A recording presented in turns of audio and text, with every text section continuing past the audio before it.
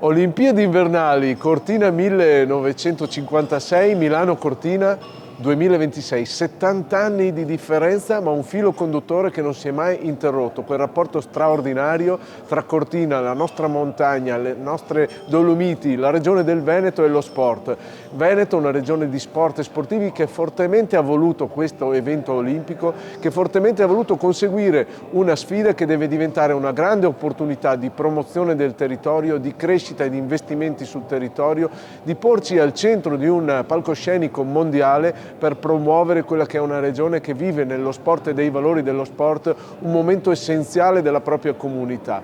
Certo che dovranno essere giochi bene organizzati, sostenibili e che lasciano un'eredità positiva. È chiaro che per noi rappresenta l'opportunità di mettere in risalto quello che è un movimento sportivo, un movimento delle imprese legato allo sport che in Veneto conosce una realtà di grande importanza. Soprattutto poi non dobbiamo dimenticare quello che è il grande movimento dello sport legato al volontariato, al legame forte con le nostre comunità profonde. Quindi Milano Cortina 2026 si lega profondamente con l'evento olimpico del 1956 e sarà per noi l'occasione per ribadire che il Veneto è terra di grandi eventi, il Veneto è terra di sport.